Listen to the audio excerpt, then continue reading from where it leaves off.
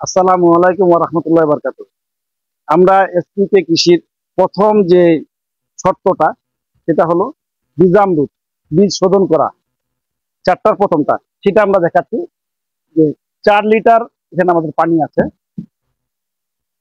4 litre প্রথমে আমরা পানি নিব।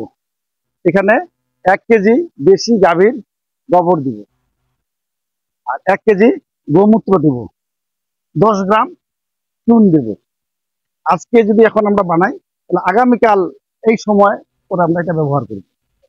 হ্যাঁ, 24 ঘন্টা পরে। তাহলে আপনি নমুনা নমুনা দেন। হুম, হ্যাঁ হ্যাঁ, এই 1 কেজি গোবর দেওয়া হলো, গোমূত্র। গুড় লাগবে নাকি? না, গোমূত্র। পানি 4 লিটার। 4 লিটার। এটা হলো যে কোনো বীজ অথবা গাছের গোড়া অথবা বীজ আমরা ফাঙ্গিসাইডে শোধন করি না। আপনার বাজার থেকে এই যে গাছের আপনার গোড়া বা বীজ শোধন করার জন্য কোনো ওষুধ কিনতে হবে না। এখানে আমরা 4 লিটার পানি নিছি, আমরা 1 কেজি দেশি গাভীর গোবর দিছি। এখন এই যে গোমূত্র দেন, এখানে 1 লিটার গোমূত্র দেওয়া হলো, 4 লিটার পানি 1 কেজি গোবর আর এবং লিটার 3 লিটার, 3 লিটার। আর হলো 10 গ্রাম বা 20 গ্রাম। এই চুনটা পান খাওয়া চুন হতে পারে, পাথর চুন হতে পারে। এই ধরুন 10 গ্রাম চুন। আর সব সময় এটা ঘোরাতে হবে, যত জিনিস এসপিকে চাষের সব হলো ক্লকওয়াইজ। এই যে ঘড়ির কাঁটা এইভাবে ঘুরে। ভালো করে আমরা এখন 24 ঘন্টা পরে বিভিন্ন বীজ বিভিন্ন ভাবে শোধন করতে হয়। চারা হলে আপনারা চারা এখানে চারার গোড়াটা ডুবাই দিবেন।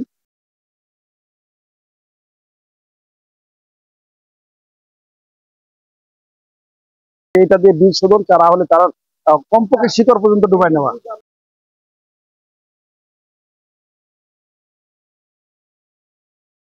এখানে পর্যন্ত শিকড় আছে, পুরোটা যদি নাও ডুবান, এই ডুবাই নিলেন, ভিজে গেল, উঠাইলেন, লাগাই দিলেন।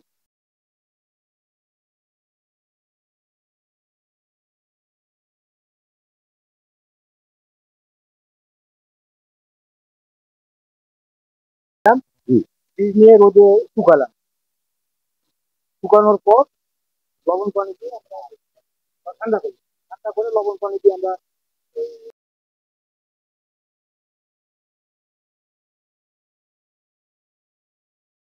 12 ঘন্টা বা 14 ঘন্টা, 6 ঘন্টা রাখা হয়। যেটা বীজ যতক্ষণ রাখা হয় ততক্ষণ রাখার পর বীজ তুলে নিয়ে এলো। স্বাভাবিকভাবে আমরা হ্যাঁ ঢাকে রাখে, তখন আবার এটাতে এইটা দিয়ে মাখায় নিতে হবে। মানে বীজামৃত যে থাকলো আপনার অবশিষ্ট বীজামৃত যে তৈরি করা আছে, এটা করে এটা দিয়ে মানে ছিটা দিলেন বা জন্মে দিলেন, দিয়ে ভালো করে মাখায় রেখে। আর ডাল হলে পরে একটু সাবধানে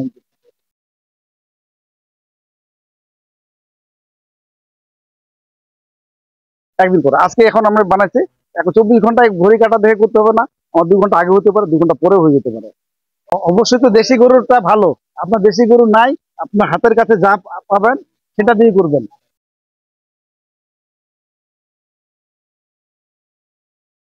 আপনি এসপিকে চাষ করলে আপনার সব সময় স্টকে গোমূত্র থাকবে, একদিনও আপনার খালি থাকবে না।